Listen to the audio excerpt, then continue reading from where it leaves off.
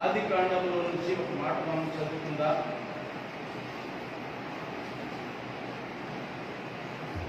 దేవుని యొక్క పరిశుద్ధ గ్రంథము ఆది కాండము 5వ అధ్యాయము 21వ వచనం నుండి 24వ వచనం వరకు మనం చదువుతాం. నేను చదువుతాను, దయచేసి అందరూ శ్రద్ధగా చూడండి, వినండి. హానోకు 60 ఏళ్ల వాడై 60 ఏళ్లు బ్రతికి మెతూషలను కనెను. హానోకు మెతూషలను కనిన తరువాత 300 ఏళ్లు అతని దేవునితో నడుచుచు కుమారులను కుమార్తెలను కనెను. హానోకు దినములనియు 365 ఏళ్లు.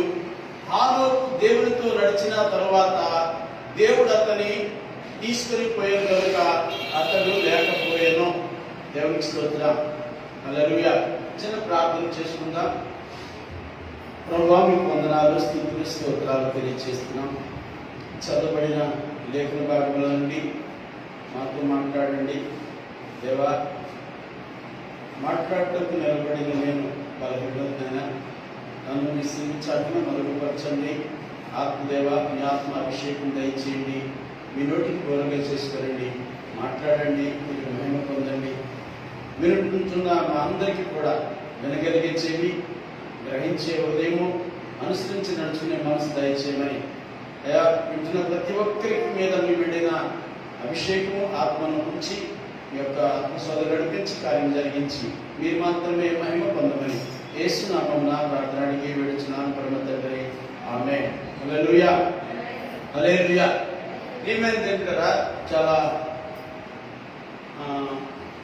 సుపరిచితమైనటువంటి వాక్యం అని నేను అనుకుంటున్నాను.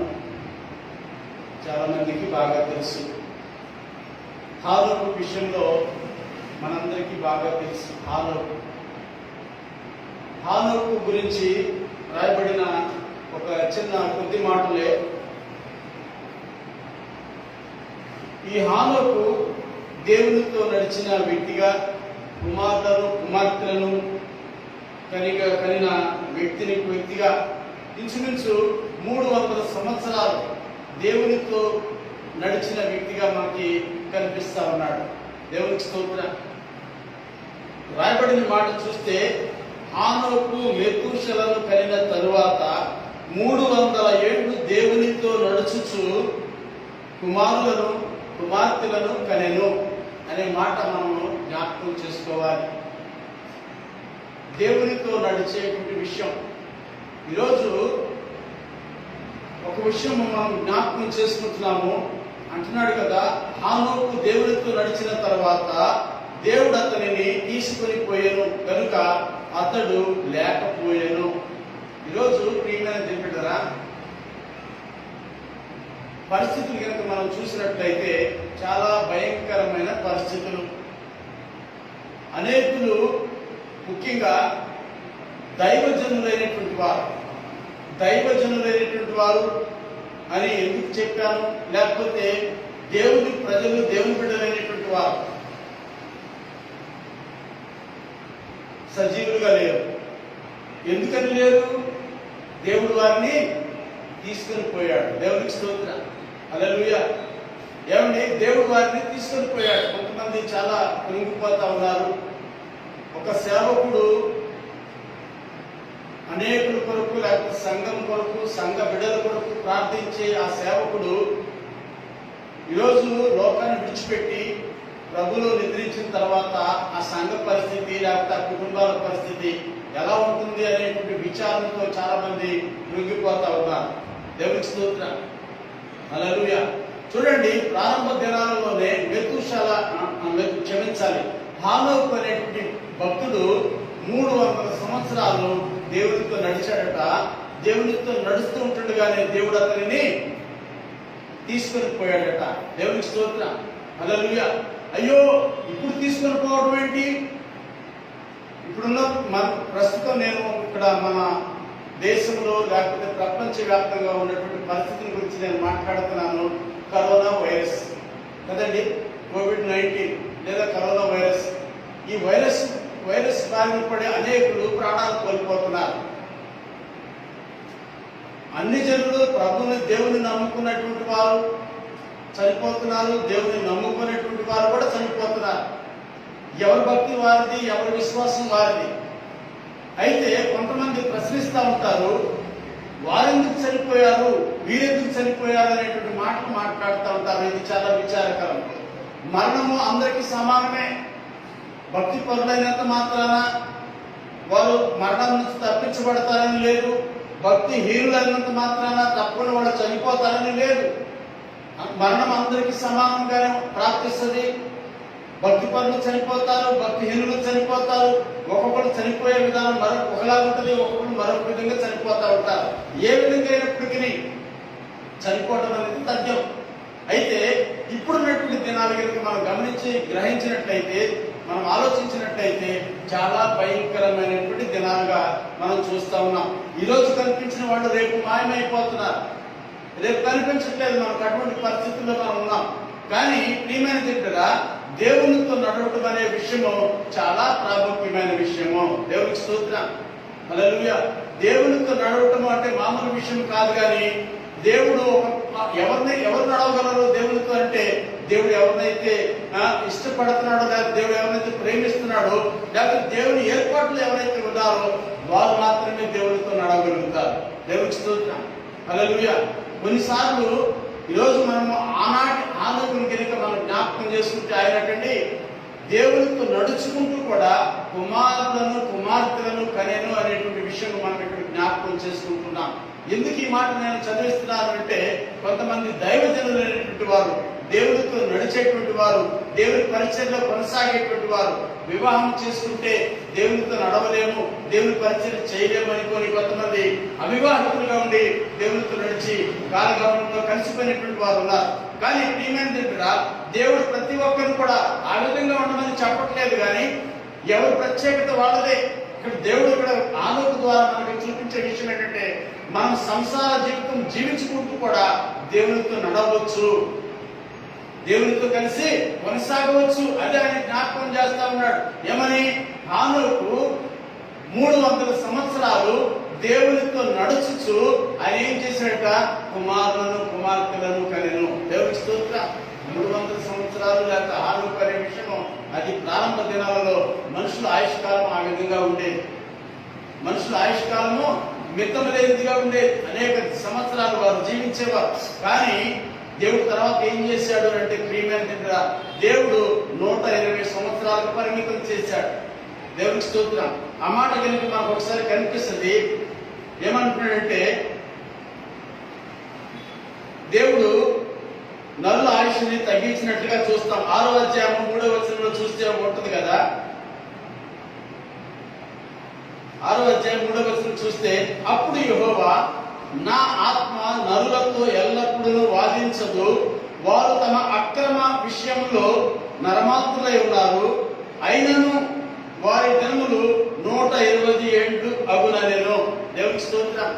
120 సంవత్సరాల వయసు ఎవరు చేశారు అంటే, అంతకు మునుపు, ఎప్పుడు అంతకు మునుపు అంటే ఈ 6వ అధ్యాయం కంటే ముందు చాలా సంవత్సరాలు జీవించేవారు.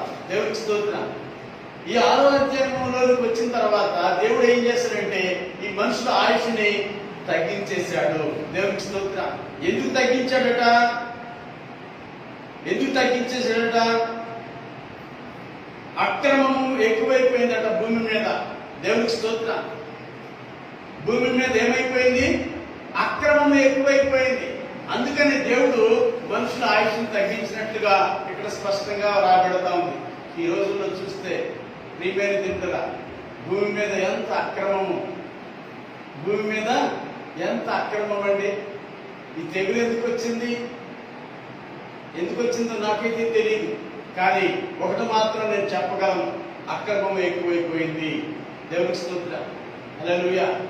అక్రమము ఎక్కువైపోయింది కనుక దేవుడు ఒకవేళ తెగులు పంపించాడేమో అని నేను అనుకుంటున్నాను. దయచేసి ఏదో అంటే నాకు ఎవరికి తెలుసండి ఎందుకు వచ్చిందని. కొంతమంది అంటాడు దేవుడే పంపించాడేమో అని చెప్పేసి. ఏమో, ఆయన నాకు మాత్రం ఒకటి తెలుసు, ఆయన సెలవు లేకుండా ఏది జరగదు. ఒక సందర్భం అంటాడు కదా, నీ తలలో ఎంట్రుకలన్నీ కూడా లెక్కింపబడి ఉన్నవి, నా అనుమతి లేకుండా ఒకటి కూడా రాలిపోదు అని అంటాడు. దేవునికి స్తోత్రం. ఈరోజు ప్రాణాలు కోల్పోతున్నారు మనుషులు చాలా మంది. ఏంటంటే దేవునికి తెలియదా, దేవునికి తెలుసు. ఎందుకు ఈ విధంగా జరుగుతుంది అంటే అక్రమం ఎక్కువైపోయిందని మాత్రం నేను గ్రహించగలుగుతున్నాను. అందుకే ఇలా జరుగుతుందేమో. అయితే అయినప్పటికీ ప్రియమైన తింటారా, ఒక మాట మనం జ్ఞాపకం చేసుకోవచ్చు. ఒకవేళ దేవునితో నడుస్తూ కనుక మనం చనిపోతే నిశ్చయంగా మనం ఎక్కడ ఉంటామంటే దేవుని దగ్గర ఉంటాము, ఆయన రాజ్యంలో ఉంటాం. దేవునికి స్తోత్రం. హల్లెలూయా. ఎస్, అవును. దేవుడు లేకుండా ఒకవేళ మనం చనిపోతే ఎక్కడికి పెడతామో మనకి బైబిల్ గ్రంథంలో స్పష్టంగా తెలియపరుస్తోంది. ఎందుకంటే ఒక ఉపమానం యేసు ప్రభువు వారు చెప్పారు. ఏమని? ఒక ధనవంతుడు ఒకడు ఉన్నాడు, ఒక పేదవాడు ఒకడు ఉన్నాడు. దేవుడు కలిగిన వ్యక్తి పేదవాడు, దేవుడు లేని వ్యక్తి ధనవంతుడు. అయితే ధనవంతుడు చనిపోయాడు. వాడు ఎక్కడికి వెళ్ళాడంటే నరకంగా అగ్నిలోకి వెళ్ళాడట, కాలిపోతున్నాడట. ఇంకొక వ్యక్తి, దేవుడు కలిగిన వ్యక్తి పేదవాడు, వాడి పేరు లాజరు అని రాయబడింది. ఆయన ఎక్కడున్నాడంటే అబ్రహాము రొమ్మున ఆనుకుని ఉన్నాడట, ఆదరణ పొందుకుంటున్నాడట అక్కడ. దేవుని స్తోత్రం. అర్థమైందండి. కనుక భూమి మీద ఉన్న ప్రతి ఒక్కరు కూడా ఏదో ఒక రోజు చనిపోతాం. హానోకులాగా ఏదో ఒక రోజు చనిపోతాము. కానీ చనిపోయిన తర్వాత ఎక్కడుంటారు అంటే దేవుని రాజ్యంలో ఉంటారు. ఎవరైతే దేవునితో కలిసి నడుస్తారో, దేవునితో కలిసి జీవిస్తూ ఉంటారో, దేవుని సన్నిధిలో కొనసాగుతూ ఉంటారు. కనుక ప్రియ దేవుడా, ఈ విషయం మనం జ్ఞాపకం చేసుకోవాలి. దేవుడు లేకుండా మనం జీవిస్తే మనము అంతమనేది ఒకరికి వస్తుంది, ప్రతి ఒక్కరికి ఉంటుంది.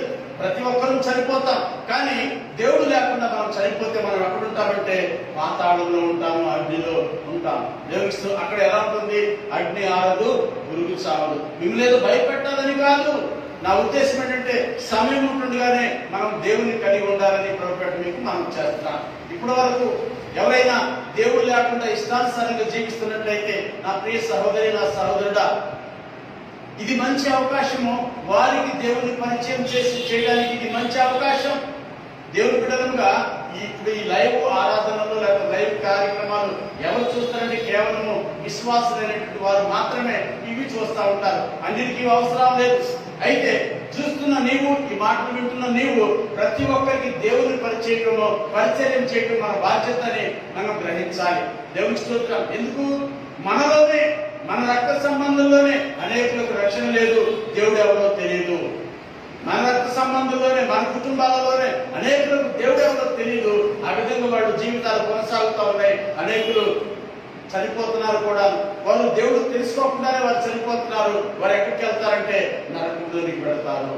కనుక రక్షింపబడిన నా సహోదరి, నా సహోదరుడా, నీ బాధ్యత, నా బాధ్యత, మన బాధ్యత ఏంటంటే ఆయన రాకడా ఎప్పుడో మనకు తెలియదు. కానీ పరిస్థితులు కనుక చూస్తూ ఉంటే చాలా భయంకరంగా ఉన్నాయి. ఇటువంటి భయంకరమైన దినాలు కూడా మనం వెళుతున్నాము. కనుక ఇది మనకు ఒక హెచ్చరికగా తీసుకొని అవకాశంగా తీసుకొని మనము మన ఇరుగు పొరుగు వారికి ప్రభుని పరిచయం చేయటము, దేవుని పరిచయం చేయటము మన బాధ్యతని ప్రభుత్వం మీకు మనం చేస్తున్నాను. ఒక మాట చూసుకుందాం, ఒక మాట చూద్దాము.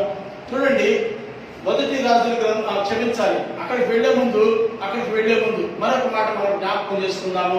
ఇక్కడే 6వ అధ్యాయంలో ఒక మాట చూద్దాం. ఈ హానోకు తర్వాత మనకి కనిపిస్తాడు ఎవరంటే నోవాహు. హానోకు తర్వాత నోవాహు కనిపిస్తాడు. ఈ నోవాహు కూడా ఎటువంటి వ్యక్తి అంటే దేవునితో నడిచిన వ్యక్తి. దేవునికి స్తోత్రం. హల్లెలూయా. దేవునితో నడిచిన వ్యక్తి. అయితే ఒక మాట మీకు జ్ఞాపకం చేస్తున్నాను.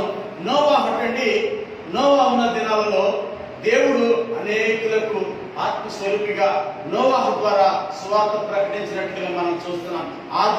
ఆ రోజుల్లో ఉన్నటువంటి లోకానికి నోవాహు సువార్త ప్రకటించాడు. దేవునికి స్తోత్రం. హల్లెలూయా. నోవాహు ఏం చేశాడు?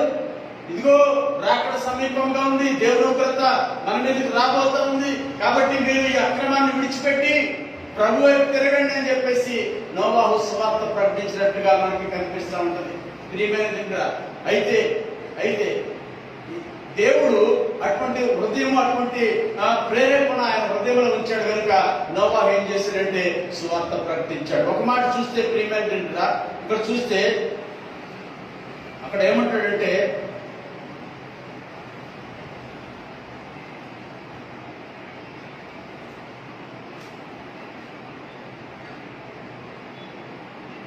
నోవాహు విషయంలో ఇక్కడ చూస్తే ఒక మాట ఉంటుంది కదా, 8వ వచనం చూస్తే మనకి అంటాడు కదా, అయితే నోవాహు యెహోవా దృష్టి యందు కృప పొందిన వాడాయను అనే మాట రాస్తాడు. తర్వాత కూడా చదివితే నోవాహు వంశావళి ఇదే, నోవాహు నీతిపరుడును తన తరములో నిందారహితుడనై ఉండెను, నోవాహు దేవునితో కూడా నడిచినవాడు. దేవునికి స్తోత్రం, హల్లెలూయా. నోవాహు దేవునితో కూడా నడిచినటువంటి వాడు.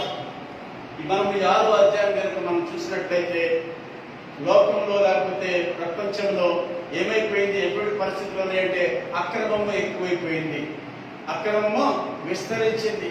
అటువంటి దినాలలో ఇక్కడ ప్రభు అంటాడు కదా, చూడండి ఒక మాట 5వ వచనం కనుక మనం చూస్తే 6వ అధ్యాయం 5వ వచనంలో, నరుల చెడుతనము భూమి మీద గొప్పదనియు వారి హృదయం యొక్క తలంపులలోని ఊహ అంతయు ఎల్లప్పుడూ కేవలము చెడ్డదనియు యెహోవా చూచి తాను భూమి మీద నరులను చేసినందుకు యెహోవా సంతాపము నుండి తమ హృదయంలో నొచ్చుకొనెను. దేవుని స్తోత్రం, హల్లెలూయా. తన హృదయంలో ఏం చేశాడట? నొచ్చుకున్నాడట, బాధపడ్డాడట దేవుడు నరులను చేసినందుకు. ప్రియమైన దేవుడా, అయితే ఒక విషయము, భూమి మీద నరులందరూ చూసినప్పుడు ఆయనకు చాలా బాధ కలిగింది, కానీ నోవాహు చూసినప్పుడు మాత్రము ఆయనకు సంతోషం కలిగిందట. దేవునికి స్తోత్రం. నోవాహును చూసినప్పుడు మాత్రము దేవునికి ఏం కలిగిందట? సంతోషం కలిగింది. సంతోషం కలిగి తన కృపను ఆయన అనుగ్రహించాడటండి. చూడండి ఆ మాట అంటాడు కదా, అయితే నోవాహు దేవుని దృష్టి యందు కృప పొందిన వాడాయను. దేవునికి స్తోత్రం, హల్లెలూయా. చూసారండి, దేవునితో నడిచి దేవుని యొక్క కృపను పొందుకున్నాడు. ప్రియమైన దేవుడు, దీన్ని బట్టి మనకు అర్థమవుతుంది మనం ఎటువంటి తరంలో ఉండినప్పటికీ. అర్థమైందండి, ఈ తరం వారందరూ కూడా చెడిపోయారని చెప్పేసి మనం చూస్తున్నాము. ఆ తరం వారిలో నోవాహు మాత్రము దేవుని దృష్టి యందు కృప పొందుకున్న వాడుగా ఉన్నాడు. ఈ రోజుల్లో కూడా దేవుని కృప మారనిది, మార్పు లేనిది. అర్థమైందండి, దేవుని కృప మారనిది, ఆయన కృప మార్పు లేనిది. మన దేవుడు మారని దేవుడు, మార్పు లేని దేవుడు.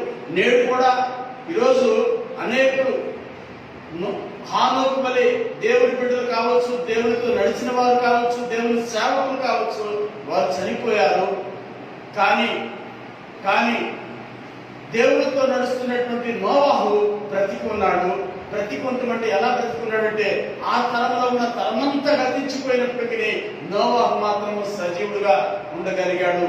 దేవుని కృపలో ఆయన వర్ధిల్లాడు. దేవునికి స్తోత్రం. ఈరోజు ప్రియమైన నా మటుకు నేను చెప్తాను, ఎంతో మంది దేవుని బిడ్డలు, దైవ సేవకులు ప్రాణాలు పోగొట్టుకుంటున్నారు. ఈరోజు నేను బ్రతుకున్నానంటే ఆయన కృపలో నేను ఉన్నానని నేను నమ్ముతున్నాను. దేవునికి స్తోత్రం. ఎస్, ఈరోజు బ్రతికున్న వారందరూ కూడా దేవుని కృపలో ఉన్నారు కనుకనే వారు సజీవులుగా ఉన్నారని ప్రభుత్వం మీకు మనం చేస్తాం. కనుక నా ప్రియ సహోదరి, నా సహోదరుడు, దేవుని కృపను మనము ఏ మాత్రం కూడా పోగొట్టుకునే వారం కాకుండా ఆయన కృప పొందుకునే వారం కనుక మనం ఆయన కృపలో వృద్ధిలే వారంగా ఉండాలి. ఆయన కృపంలో ఇంకా దీవించబడే వారిగా ఉండాలి. ఇంకా ఆయన కృప వెంబడి కృప పొందుకునే వారిగా మనము ఉండాలని ప్రభుత్వం మనం చేస్తాం. ఎందుకంటే నోవాహు చేసిన కార్యం ఏమిటి అంటే, ప్రియమైన తండ్రి, ఆయన దేవునితో నడిచిన వాడు. అంత మాత్రమే కాదు, దేవుని యందు భయభక్తులు కలిగిన వాడు. ఆయన గురించి రాయబడిన మాట నీతివంతుడు. దేవుడు అంటున్నాడు, ఏమని అంటున్నాడు నోవాహు విషయంలో?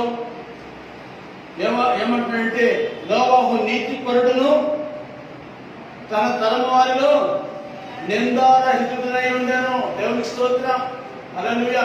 దేవుడు కోరుకునేది కూడా అదే, నీతిపరుడు. ఈరోజు ప్రియాజంటరా, మనము నీతిపరులుగా ఉంటున్నామా? మనకు ఒక టైటిల్ ఉందో తెలుసా? ఏంటది? విశ్వాసం కదా. విశ్వాసం ఉంచే ప్రతి ఒక్కరు కూడా నీతిమంతుడని ఉచితంగా దేవుడు పేరు పెడుతున్నాడు. విశ్వాసం ఉంచితే చాలు నీతిమంతుడు అని చెప్పేసి రోమాపత్రికలో రాయబడి, నీతిమంతుడైన దేవుని యందు విశ్వాసించి ప్రతి ఒక్కరు కూడా వాడు ఏమవుతున్నాడంటే వాడు నీతిమంతుడుగా తీర్చబడుతున్నాడు. కనుక మనం నీతిమంతులమైతే మనం ఎలా జీవించాలి అంటే, ప్రియమైన దేవుని యందు భయభక్తులు కలిగి జీవించాలి, దేవునితో నడవాలి. దేవుడు చెప్పే విధంగా మనం కొనసాగినప్పుడు నిశ్చయంగా నమ్మదగిన దేవుడు, కృపగల దేవుడు ఆయన ఏం చేస్తాడంటే, నోవాహును ఆశీర్వదించినట్లుగా నోవాహు పట్ల కృప చూపినట్లుగా మన పట్ల కూడా కృప చూపుతాడు, మన కుటుంబాల పట్ల కూడా కృప చూపుతాడని మీకు మనం చాలా క్లుప్తంగా ఈ మాటలు చెప్తున్నాను. ఎందుకంటే మనందరికీ ఈ విషయాలు తెలిసినవే, కానీ పరిస్థితులను బట్టి దేవుడితో నడిచిన వారు సైతము ఏమవుతున్నారు, చనిపోతున్నారు. దేవుడితో నడిచిన వారు ఏ విధంగా దీవించబడుతున్నారు, ఏ విధంగా వర్ధిల్లుతున్నారు, ఏ విధంగా ఒక ప్రాముఖ్యమైన వ్యక్తులుగా ఉంటున్నారన్న విషయం జ్ఞాపకం చేద్దామని మాత్రమే ఈ మాటలు మీకు తెలియపరుస్తున్నాను. కనుక నా ప్రియ సహోదరి, నా సహోదరుడా, ఒక విషయం మనం జ్ఞాపకం చేసుకుందాము. మొదటిగా హానోకు దేవుడితో నడిచాడు. ఆ దినాలలోనే, పూర్వ దినాల్లో ఏ విధంగా సంసార జీవితం గడుపుతూనే నీతిగా, యథార్థంగా, పరిశుద్ధంగా ఆయన జీవించుంటాడు. ఆ 300 సంవత్సరాలు దేవుడితో నడిచాడట. ఆ తర్వాత దేవుడు జ్ఞాపకం చేసుకున్నాడు. తర్వాత నోవాహును మన ముందుకు తీసుకొచ్చాడు దేవుడు. మనకు అనేక విషయాలు తెలియపరచడానికి నోవాహు కూడా దేవుడితో నడిచాడు. ఆ తర్వాత దేవుడు చెప్పిన రీతిగా ఆయన ఎన్నో గొప్ప కార్యములు చేశాడు. ఏం చేశాడంటే ఆ లోకానికి స్వార్థ ప్రకటించాడు. అంత మాత్రమే కాదు, తన కుటుంబ రక్షణ కొరకు ఓడను దేవుడు సిద్ధపరచుకోమంటే ఓడను సిద్ధపరిచాడు. కేవలం కుటుంబ రక్షణ కొరకైనా కాదు, రాబో తరం కొరకు అనేకమైనటువంటి పక్షి జాతులను సముచితమైనటువంటి జీవజాతులను నువ్వు భద్రపరచాలని ఆ విధంగా దేవుడు ఆజ్ఞాపిస్తే ఆ ప్రకారంగా దేవుడి ఆజ్ఞ ప్రకారంగా ఆయన చేసినట్టుగా మనం గమనిస్తూ ఉన్నాం, చూస్తూ ఉన్నాం. కనుక నా ప్రియ సహోదరి, నా సహోదరుడా, ఆ దేవుని ఆజ్ఞ ప్రకారం మనం చేసినట్లయితే, ఆ ప్రకారం నడుచుకున్నట్లయితే దేవుడు మనల్ని కూడా ఒక ప్రత్యేకమైన వ్యక్తిగా, లేకపోతే దేవుని కృపలో వర్ధిల్లే వ్యక్తిగా మనల్ని కూడా సిద్ధపరిచి నడిపిస్తాడని ప్రభుత్వం మీకు మనం చేస్తున్నాం. మరొక మాట చూసుకుందాం ప్రియమైన, మరొక మాట చూద్దాము. రాజుల గ్రంథము 1 రాజులు 8వ అధ్యాయము 25వ వచనం చదువుతాం. రాజుల గ్రంథము 1 రాజులు 8వ అధ్యాయము 25వ వచనం చదువుతాం.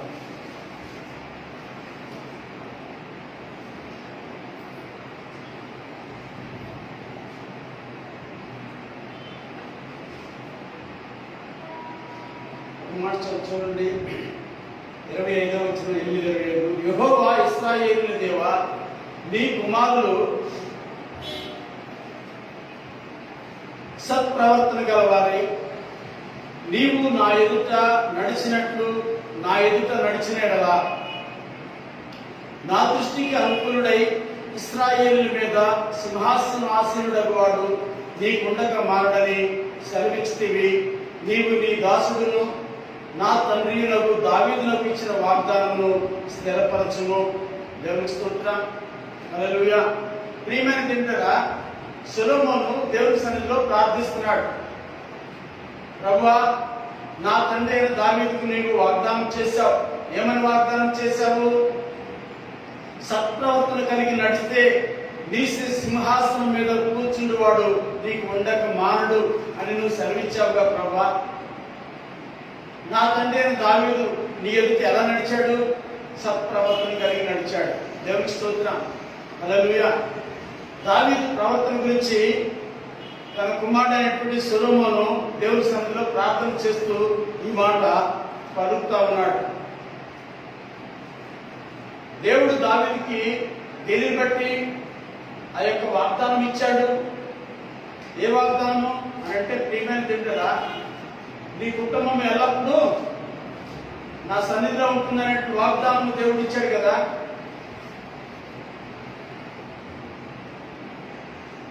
దేవుడు దావీదుకి ఇచ్చిన వాగ్దానం ప్రియమైన తింటరా మనం జ్ఞాపకం చేసుకుంటే, ప్రభు అంటాడు కదా, నీ కుటుంబం ఎప్పుడు కూడా నా సన్నిధిలో ఉంటుంది అని చెప్పేసి దేవుడు దావీదుకి వాగ్దానం చేశాడు. అయితే ఇప్పుడు సొలొమోను రాజైన తర్వాత దేవుడితో ఒక వాగ్దానం విషయం జ్ఞాపకం చేస్తూ అంటున్నాడు కదా, నాకు ఈ సింహాసనాన్ని స్థిరపరచాలి, నాకు మాత్రమే కాదు ఈ నా తర్వాత వారికి కూడా స్థిరపరచాలి ప్రభు అన్నట్టు అనేటువంటి ఆలోచన, అనేటువంటి మాట అర్థం వచ్చేటువంటి ఆ మాటని ఆయన జ్ఞాపకం చేస్తున్నాడు. నీవు దావీదుతో ఈ వాగ్దానం చేశావుగా ప్రభా. ఏ వాగ్దానము? నీతో నడిచే వారికి నువ్వు స్థిరపరుస్తావు, వారి సంతతి వారిని నువ్వు దీవిస్తావు. అర్థమైందండి? ఎవరైతే దేవునితో నడుస్తారో వారి పట్ల దేవుని కృప ఎలా ఉంటుందంటే వారితో పోదు తరతరముల వరకు దేవుడు ఏం చేస్తున్నాడు అని అంటే ఆశీర్వదిస్తున్నాడు, వారిని స్థిరపరిచి బలపరిచి నడిపిస్తున్నాడు. మనం ఇందాక ఒక మాట చదువుకున్నాం కీర్తనలో, 29వ కీర్తన 11వ వచనంలో రాయబడిన మాట ఏమని ఉంటుంది అనంటే 29వ కీర్తన 11వ వచనంలో మనం ఒక మాట చదువుకున్నాం. ఏమని? యెహోవా తన ప్రజలకు బలమును అనుగ్రహించును, యెహోవా తన ప్రజలకు సమాధానము కలుగచేసి వారిని ఆశీర్వదించును. దేవునికి స్తోత్రం, హల్లెలూయా. తన ప్రజలు అనగా తనతో నడిచే వారికి, తన చిత్తము జరిగించే వారికి, తనను సంతోషపరిచే వారికి. అర్థమైందండి? ఇందాక మనము నోవాహు దినాల్లో ఒక విషయం జ్ఞాపకం చేసుకున్నాం. ఏమిటి జ్ఞాపకం చేసుకున్నామంటే దేవుడటండి భయభక్తులు లేకుండా నడుచుకునే వారిని చూసి ఆయన అట్లా హృదయము దుఃఖపడిందట. సంతాపమందని రాయబడి అనే మాట అక్కడ రాయబడి ఉంటుంది. అనగా ఏమాత్రం దేవుడికి భయపడకుండా ఇష్టానుసారంగా జీవించే వారి విషయంలో అయ్యో నేను ఎందుకు ఈ నలుగురు కలగచేశానని ఆయన హృదయం సంతాపం చెందిందట. కానీ ఇక్కడ మనం జ్ఞాపకం చేసుకుంటే ఎవరైతే దేవుని యందు భయభక్తులు కలిగి ఆయన చిత్తము జరిగించే వారిగా ఉంటారో, ఆయన సంతోషపరిచే వారిగా ఉంటారో వారి పట్ల దేవుని కృప విస్తారంగా ఉంటుంది. ఆయన అంటున్నాడు వారి పట్ల ఏమన్నాడు? తన ప్రజలుగా చేసుకుంటున్నాడు అంటున్నాడు కదా. యెహోవా తన ప్రజలకు బలం అనుగ్రహించును, యెహోవా తన ప్రజలకు సమాధానం కలుగచేసి వారిని ఆశీర్వదించును. దేవునికి స్తోత్రం.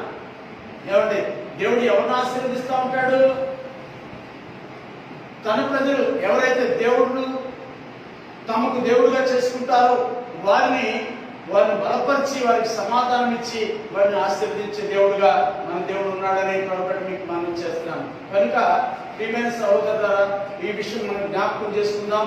ఈ సొలొమోను దేవుని సన్నిధిలో అడుగుతున్నాడు. ఏమంటున్నాడంటే నీ కుమారులు సత్ప్రవర్తన గలవారే నీవు నా ఎదుట నడిచినట్లు నా ఎదుట నడిచిన ఎడల నా దృష్టికి అనుకూలుడై ఇశ్రాయేలు మీద సింహాసనాసీనుడగు వాడు నీకుండగా మానడని నువ్వు సెలవిచ్చావుగా ప్రభువా. నా తండ్రితో నువ్వు మాట అన్నావుగా, నువ్వు నడుచుకున్నట్లుగా నీ పిల్లలు కూడా నడుచుకున్నట్లయితే నీ సింహాసనం మీద ఆసీనుడగు వాడు నీకు ఉండగా కోడు అని నువ్వు అన్నావుగా ప్రభా. ఆ ప్రకారమే నా తండ్రి సింహాసనం నాకు ఇచ్చావు, ఇక ముందు కూడా నా బిడ్డలకు వారి బిడ్డలకు కూడా ఈ సింహాసనం అనుగ్రహించు అని చెప్పేసి దేవుని సన్నిధిలో ప్రార్థిస్తున్నట్టుగా మనం చూస్తూ ఉన్నాం. కనుక ప్రియమైనదిగా మనము అనగా మనము విశ్వాసముగా మనం అందరం జ్ఞాపకం చేసుకుంటే దావీదు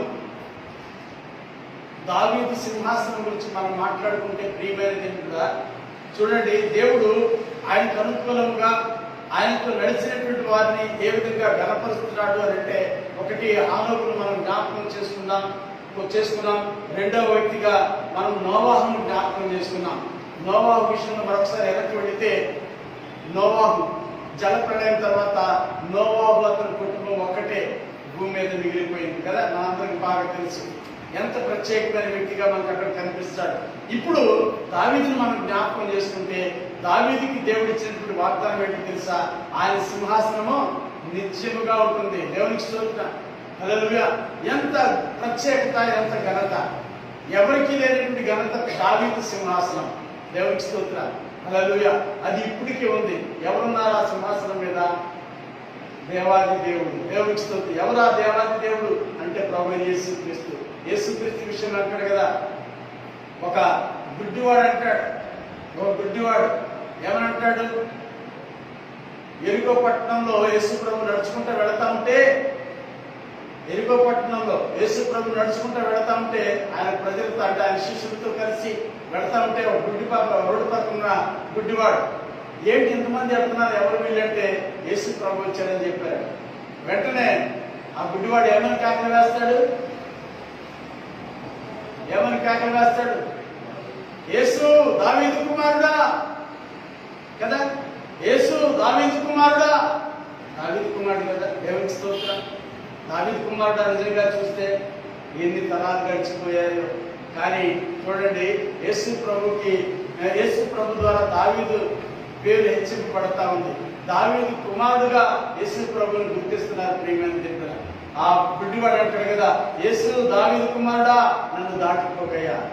ఒక్కసారి యేసు దావీదు కుమారుడా అని కేకలు వేస్తా ఉంటే యేసు ప్రభు ఒకసారి ఆగిపోయాడట. దేవునికి స్తోత్రం, హల్లెలూయా. అంటే ప్రియమైన కదా, ఆ దావీదు ఇప్పుడు యేసు ప్రభు ఎక్కడున్నాడంటే ఆ సింహాసనం మీద కూర్చొని ఉన్నాడు. దేవునికి స్తోత్రం. ఎక్కడ? తండ్రి కుడి పార్శ్వంలో కూర్చొని ఉన్నాడు. దేవునికి స్తోత్రం, హల్లెలూయా. అంటే దావీదుకి ఇచ్చిన సింహాసనం ఎటువంటి సింహాసనం అంటే శాశ్వతమైన సింహాసనము. దేవునికి స్తోత్రం. నేటికి కూడా మనము దావీదుని జ్ఞాపకం చేసుకుంటున్నాము. నేటికి కూడా మనము నోవాహుని జ్ఞాపకం చేసుకుంటున్నాము. నేటికి కూడా మనము హానోకుని జ్ఞాపకం చేసుకుంటున్నాము. అంటే కారణం ఏంటంటే దేవుడు వారిని అంతగా హెచ్చించినట్టుగా మనం చూస్తున్నాం. దేవునికి స్తోత్రం. హెచ్చింపబడటానికి కారణం ఒకటే, ఏంటంటే వారు దేవునితో నడిచిన వారు. దేవునికి స్తోత్రం, హల్లెలూయా. ఎన్ని కష్టాలు లేక శ్రమలు, ఎరుకులు, ఇబ్బందులు ఎదురైనప్పటికీ ఏమండి వారు దేవుని విడిచిపెట్టిన వారు కాదు, వారు దేవునితో నడిచిన వారు. వారు దేవునితో నడుస్తూ ఉన్నారు కనుకనే, నడిచారు కనుకనే, నడుస్తున్న క్రమంలో దేవుడు వారిని బలపరిచాడు. ప్రియమైన ఈ దేవుడు తన ప్రజలకు బలమును అనుగ్రహించి, దేవుడు తన ప్రజలకు ఏం చేశాడు? బలమును అనుగ్రహించాడు. తర్వాత వారికి సమాధానం ఇచ్చాడు. దేవునికి స్తోత్రం. కీర్తనలో చదువుకున్న మాట ఏమండి, దేవుడితో నడపడం మామూలు విషయం కాదు. ఎన్నో బలహీనతలు వస్తూ ఉంటాయి, ఎన్నో శోధనలు వస్తూ ఉంటాయి, ఎన్నో ఇరుకులు ఇబ్బందులు కలుగుతూ ఉంటాయి. ఇంకెందుకు నాకు దేవుడు విడిచిపెడదామని చెప్పేసి అనుకునేటువంటి పరిస్థితులు ఏర్పడతా ఉంటాయి. అయినప్పటికీ దేవుడు ఏం చేస్తాడంటే వారిని బలపరుస్తూ ఉంటాడు. దేవునికి స్తోత్రం. ఎవరిని బలపరుస్తాడు? ఏమైనా కానీ నేను దేవుడితో నడుస్తాను అని ఒక తీర్మానం చేసుకునే వారికి దేవుడు బలపరుస్తాడు. దేవునికి స్తోత్రం, హల్లెలూయా. ఈరోజు నేను చాలా మంది చూస్తున్నాం, ఏదైనా శ్రమ వచ్చిందంటే, ఏదైనా నింద వచ్చిందంటే ఎందుకు మనకెందుకు లేకపోయిందని చెప్పేసి ప్రియమైన దేవుని విడిచిపెట్టి లోకంతో కలిసిపోయి నలుగురితో నారాయణ అనుకుని కొనసాగేవారు అనేకులు ఉన్నారు. నిజం. అయితే నా ప్రియ సహోదరి, నా సహోదరుడా, దేవుని చేత నువ్వు బలపరచబడాలి అంటే పరిస్థితులు ఇటు నుంచి అటు ఎటు అయినప్పటికీ నువ్వు దేవుడితో కలిసి కొనసాగడానికి ఒక తీర్మానం చేసుకున్నట్లయితే దేవుడు దానిని బట్టే నిన్ను బలపరుస్తాడు. దేవుడు తన ప్రజలకు బలమును అనుగ్రహించి వారికి సమాధానం కలుగజేసి వారిని ఆశీర్వదించే దేవుడు. దేవుడికి స్తోత్రం. ఈరోజు నీకు ఒకవేళ సమాధానం లేదేమో నీ బ్రతుకులో, నాకైతే తెలియదు. వాక్యానుసారంగా నేను చెప్తున్నాను, దేవుడు తన ప్రజలకు సమాధానం ఇచ్చే దేవుడు. ఈరోజు సమాధానం లేకపోవచ్చు, కానీ రేపటి దినం ఒక దినం ఉంటుంది, దేవుడు నేను సమాధానంతో నింపుతాడు. దేవునికి స్తోత్రం, హల్లెలూయా. అంత మాత్రమే కాదు నా ప్రియ సహోదరుడా, నా సహోదరి, దేవుడు నిన్ను తప్పకుండా ఆశీర్వదిస్తాడు. ఈరోజు నీకు ఆశీర్వాదం లేదేమో, ఈరోజు నువ్వు ఇబ్బందుల్లో ఉన్నావేమో, కృంగిపోయి ఉన్నావేమో, నాకైతే తెలియదు. కానీ దేవుడు నిశ్చయముగా ఆయన వాక్యం సత్యం. ప్రియమైన దేవుడు తన ప్రజలకు బలపరిచి వారికి సమాధానం ఇచ్చి వారిని ఆశీర్వదించే దేవుడుగా నా ప్రభు ఉన్నాడని ప్రభుత్వ మీకు మనం చేస్తున్నాను. కనుక దేవునితో నడవాలని, దేవుని సన్నిధిలో కొనసాగాలని, దేవుని చిత్తం జరిగించాలని ప్రభుత్వ మీకు మనం చేస్తున్నాను. అంత మాత్రమే కాదు, ఇందాక చదువుకున్నాం కీర్తనలో కీర్తన, ఏ విధంగా మనము ప్రభుకు ఆరోపించాలి, ఏ విధంగా ప్రభువు మనం ఆయన మహత్యాన్ని, ఆయన ప్రభావాన్ని మనం ఆలోచించాలి అంటే ప్రతిష్ఠితములకు వస్త్రములు, ప్రతిష్ఠితములకు ఆభరణములు ధరించుకొని మనము ప్రభు ఎదుట సాగిలపడే వారముగా ఉండాలి. దేవునికి స్తోత్రం, హల్లెలూయా. ప్రతిష్ఠితములకు ఆభరణములు, ఈ ప్రతిష్ఠితములకు ఆభరణం గురించి ఇప్పుడు వివరించుకోవడానికి సమయం కాదు. అయితే మనం ఒకటి మాత్రము జ్ఞాపకం చేసుకుంటున్నాం, ఒకటి మాత్రమే మనము తెలుసుకుంటున్నాం. ఏంటంటే ఈరోజు మనం నడుస్తున్నాం దేవుని సన్నిధిలో కొనసాగుతున్నాము. దేవునితో కొనసాగుతున్నామా లేదా? దేవునికి స్తోత్రం, హల్లెలూయా. ఇదిగో నేను రక్షణ పడ్డాను, ఇదిగో నేను దేవుని నమ్ముకున్నాను, ఇదిగో నేను దేవుని సన్నిధికి వెళుతున్నాను అని చెప్పుకుంటున్నాం మనము. నా ప్రియ సహోదరి, నా సహోదరుడా, దేవుడు మనతో ఉన్నాడా లేకపోతే నేను దేవునితో ఉన్నానా? ఈ విషయాలు మనం తెలుసుకొని ఆ విధంగా అనగా ప్రభుతో కొనసాగటం చాలా వస్తుందని ప్రభుత్వం మనం చేస్తున్నాం. చాలా మంది రక్షింపబడ్డ పేరు మాత్రం ఉంటుంది. ఒక సందర్భంలో ప్రభు అంటాడు, ఎఫెసీ పత్రికలు అంటాడు కదా, ఇదిగో బ్రతుకుతున్నామని పేరు నీకు దేవుడు సచ్చినవాడు అని అంటాడు ప్రభు. అటువంటి పరిస్థితులు మనం ఉండకుండా మనం జీవము గల దేవుని కలిగిన వారిపై సజీవులుగా ఉండాలని ప్రభు కోరుకుంటున్నాడు. దేవునికి స్తోత్రం, హల్లెలూయా. అనగా మన ఆత్మ అంత రోజు రోజుకు మనము అనగా దీవెనకరంగా ఉండాలని, రోజు రోజుకు మనము ఆత్మ వృద్ధిస్తూ ఉండాలని ప్రభు ఆశపడుతూ ఉన్నాడు. దేవుడికి ఎప్పుడు ఆత్మలో వర్ధిల్లగలుగుతామంటే దేవునిలో నిలిచి ఆయనతో పాటు కొనసాగినప్పుడు మాత్రమే. ఆయనతో పాటు ఏ విధంగా మనం కొనసాగాలంటే ఆయన మాట విని ఆ ప్రకారం చేస్తేనే మనం ఆయనతో పాటు కొనసాగలుగుతాం. లేకపోతే మనం విడవబడతాం. ప్రియమైన దేవుడా, మనం విడవబడతాం. ప్రభు మనతో ఉండడం మనం అనుకుంటాం, ప్రభు నాతో, నేను ప్రభుతో ఉన్నానని అనుకుంటాం, కానీ మనం భ్రమలో జీవిస్తాం. అటువంటి భ్రమలోంచి బయటకు రావాలని, వాస్తవంలోకి రావాలని, సత్యం తెలుసుకొని సత్యాన్ని అనుసరించి మనం నడుచుకోవాలని ప్రభు పెట్టి మనం చేస్తూ నా మాటలు ముగిస్తున్నాను. దేవుడి మాటలు మన అందరి ఇంట్లో దీవించి ఫలింపు చేయనుగాక. ఆమె చిన్న ప్రార్థన చేసుకుందాం. చిన్న ప్రార్థన. మమ్మల్ని వ్యక్తులుగా ప్రేమించిన మా ప్రియ యేసు ప్రభువా, మీ పరిశుద్ధమైన ఘనమైన నామమును బట్టి మీకు వందనాలు, స్తుతులు, స్తోత్రాలు తెలియజేస్తున్నాం. అయ్యా, ఈ ఉదయకాల సమయంలో ప్రత్యేకంగా నీతో నడిచేటువంటి అనుభవం గురించి కొన్ని విషయాలు మేము మాట్లాడుకున్నాం ప్రభా. ఆలోపు 300 సంవత్సరాలు నీతో నడిచినట్లుగా మేము ధ్యానించుకున్నాం, చూసాం ప్రభా. నోవాహు అయ్యా మీతో నడిచిన విధానాన్ని మేము కొన్ని విషయాలు మాత్రమే జ్ఞాపకం చేసుకున్నాం.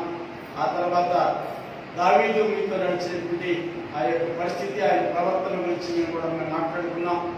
దేవుడు అనగా ప్రభానికి స్తోత్రాలు, మీరు ఏ విధంగా బిడ్డలను హెచ్చించారో, వారు ఏ విధంగా బలపరిచారో, ఏ విధంగా వారికి సమాధానం ఇచ్చారు ప్రభా, ఏ విధంగా వారిని ఆశీర్వదించారు తండ్రి, అనేక విషయాలు మేము ధ్యానించుకున్నాం. ప్రభావికి స్తోత్రాలు, మీకు వందనాలు.